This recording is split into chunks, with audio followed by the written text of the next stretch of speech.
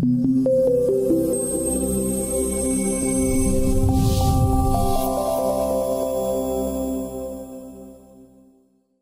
are three ways to build your projects in Polyboard.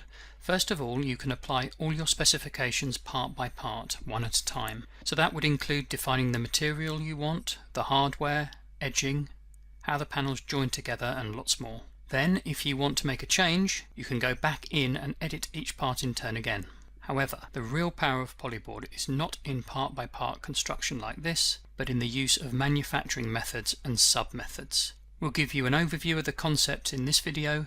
Please see our other videos for details. Let's look at the first way of working and make a change to a single part of a cabinet. I'm going to select this mobile shelf here, and in the Properties menu, go to the Links section and its relationship with the front. It's recessed 10 mm at the moment. Let's change that to 100 mm.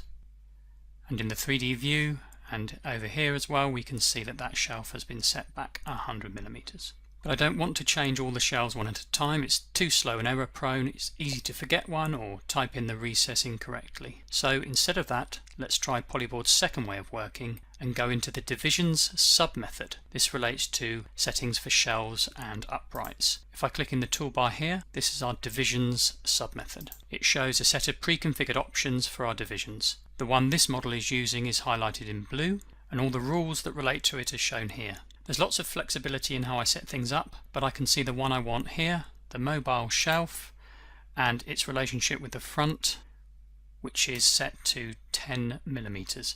Let's over here change it to 100 mm and click OK and OK again to apply this change to the whole cabinet. And we can see in the 3D and over here in the isometric view that all the mobile shelves have now been set back by 100 mm. So this way is much quicker and it's 100% accurate as compared with setting things up part by part. Now let's do something similar with hardware. First of all, I want to view the model in X-ray and zoom in on a specific section. So here we can see the current hardware setup, which is Hetich Rafix VB36 nesting hardware. Let's change this using the hardware sub-method. Over in the toolbar, the sub-method we want is called Fittings Links. This relates to hardware. In fact, all of the hardware referenced here is pulled directly out of our hardware library. We can see in blue here the set of hardware that we've got applied at the moment. Let's change to an edge-drilled minifix and dowel setup. Click on that and click OK. And OK again. And we can see here the hardware has changed right across the entire cabinet. Other commonly used sub-methods are shown in the toolbar here.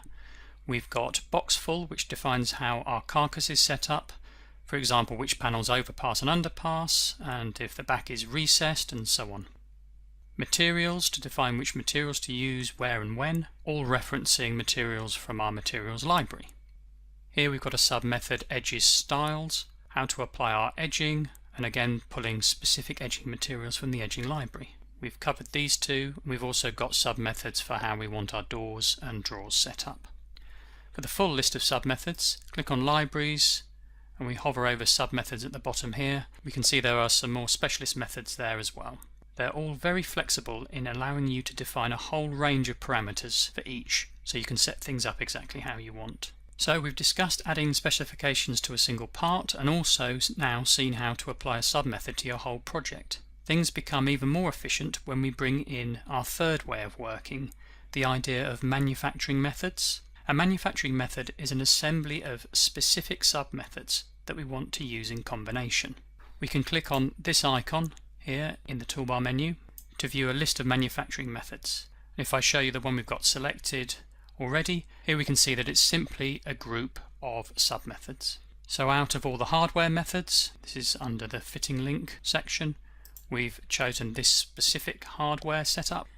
For our material, we've picked this specific material style, and so on for all the other sub-methods. The recommended way to work is to start a project by applying your preferred manufacturing method for the circumstances. Then later on you can change individual sub-methods if needed, say if you wanted to use a different hardware on this occasion. Let's apply a manufacturing method now.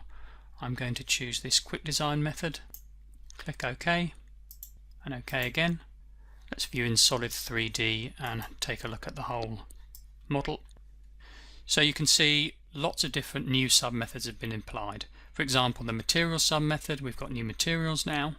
The division sub-method is different because we can see our shelves are now flush with the front again. And we've got a new box fill method. That's new because we've got the back recessed in here. We didn't have that before. So as you can see, this is a really very fast and efficient way to work. Our quick design libraries and methods are already very well stocked, ready to use, but you can still customize everything. Copy and editing what is already there is a really quick way to do this, and we offer a range of services and support to help you if needed. Thanks very much for watching. Goodbye.